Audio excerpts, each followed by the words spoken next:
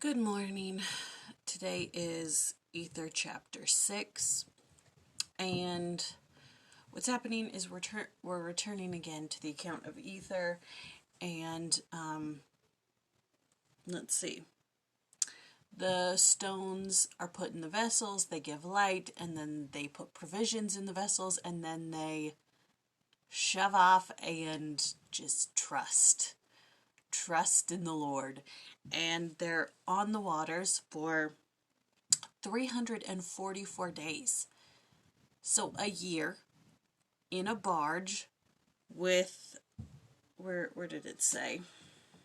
Where did it say? It was here. Where was it? Darn it. Anyways, it says raging tempests, and where was it? Anyways, I can't quote it perfectly, but anyways, storms. Lots and lots of storms. And I'm thinking to myself as I'm reading, how did they not get motion sickness? I mean, they had to. They absolutely had to. It talks about how they were swallowed by the waves. And it's like, you're kind of thinking about this I think of it as like a dish like this, like a bowl on top and a bowl on bottom. I'm not quite sure if that's true, but that's how I envision it. Tight like unto a dish. And they're just kind of like bobbing and like, just for a year. You got to think, what did they do with their vomit, with their puke? Like, I would be puking every day. Did they have seat belts? Things that don't really matter, but you think about how grateful you are that it wasn't you. But anyways, and then they start to establish the land once they land in the promised land, and the brother of Jared and Jared are getting older, and they're like, okay guys, what do you need from us before we go? And they say, give us a king. And the brother of Jared is like, please no. And they're like, no, it's fine, we want a king. So they appoint a king, and like all of the sons refuse except for one. So that should tell you something. But anyways, in the supplemental, it gives so many like memories and stories. And I don't know. Let's see.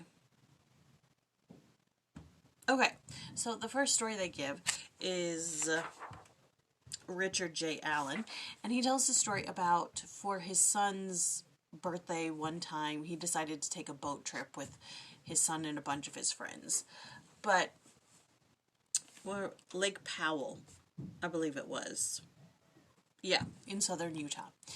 And they're super excited about it, but they get to the harbor, and the harbor master says, there's a storm coming with 80-mile-per-hour winds. And so they're like, okay, well, maybe we'll just stay in the harbor and we'll stay on the boat. And the harbor master's like, no, that's not smart. What you need to do is you need to go upstream a little bit, find a cliffed area, run the boat up on shore just a little bit, anchor down, wait out the storm. That's the safest place for you. So they do that, and the storm passes them by without any casualty. And then they go about the next day having their fun. And he says, we all face the journey of life, sometimes through uncharted waters. And it says, oh, here it is, mountain waves and great and terrible tempests. That's what I was looking for. It says the early Jaredite families followed divine counsel for some 344 days, despite the onslaught of mountain waves and great and terrible tempests. The key is to follow the guidance of the Spirit and heed the word of our heavenly harbor master. The journey begins with faith and ends with unceasing gratitude, and they did sing praises unto the Lord. Yea, the brother of Jared did sing praises unto the Lord, and he did thank and praise the Lord all the day long, and when the night came, they did not cease to praise the Lord. We should do no less. And when reading last night, when it says that they fell on their knees and praised the Lord and cried tears of joy, I was like, I would too. After a year on the water, I'd be like, thank you for the land. Thank you. So it says we should do no less. And then it gives an evidence stating that the barges that brother of Jared built and Noah built are kind of similar. In Genesis it says that the Lord commanded Noah, a window thou shalt make to the ark. The Hebrew word for window is toshar, sometimes translated as light. And so just, there's that. And then another story from B.F. Johnson, in Fragments of Experiences, Incidents on the Plains. And it's recounting a story of elders returning. And on their journey, many people have been told to stop the Mormons. It says, there were troops at the fort, and they were on alert to prevent any companies of men of any kind of aid passing over the road to help the Mormons in Utah, for they pretended to look upon our people as public enemies. So they're coming upon this fort, and the brethren hold a council the night before, and they say, all right, what are we going to do? If we pass by this fort and they see us, we're in big trouble. So what are we going to do? They pray, and they all come to the consensus that passing through in the night is what they need to do so that the fort doesn't see them. So they start to pass in the middle of the night, but by midnight, they can't move. They're bogged down by such torrential rain. They're exhausted. Their animals are exhausted. They can't move. And they're like, oh goodness, when the morning comes, the fort is going to see us and it'll be over for us. They wake up in the morning and they are surrounded by such dense fog that they can't even see each other. So they're able to pass by the fort safely. And once they get past a little ways out of sight of the fort, the fog lifts and they're able to hunt and game, and it was really good. Then they're carrying on, and this mule team passes by them, going the opposite direction or something of that nature, or ahead of them, and they're positive that this mule team is going to inform the next fort that they're coming. And they get within the sight of the next fort. The men see them. They have been informed that they've been coming. The men see them. The troops start to come out to meet them. Hail. Torrential hail.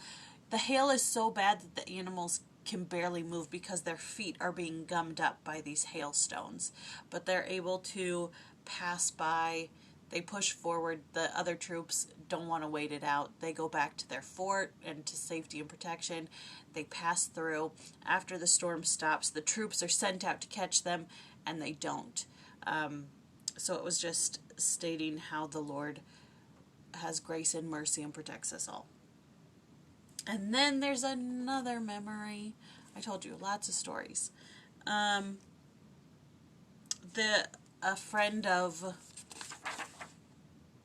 friend of Richard J. Allen was going home, and it was the middle of the night. It was dark. He comes to this 4-lane highway that he's about to cross. The light is red. When it turns green, he starts to go. Before he reaches the 2 last lanes, the Spirit told him to stop, and he slams on his brakes, and he stops, and he looks, and he doesn't see anything. And then in that instant, a car flies by, followed by a police car, going 90 miles an hour. Later on in the news, it says that this car that sped past him had run over and killed a pedestrian, and the chase was 90 miles an hour and narrowly missed his car. And it just says,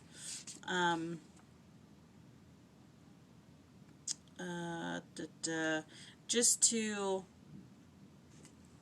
follow the Spirit is the basic gist of this story. Follow the Spirit. And then it talks about how having a king surely leads into captivity, which it does, which we all know, which is why we fight so hard for our freedoms. And that's all for chapter 6. I told you, lots of stories. But the Book of Ether moves pretty quickly. It covers a very long time, but it moves very quickly, and so there's not a whole lot of in-depth stories. But that's what we got for today. Ether chapter 6, and I will talk to you later.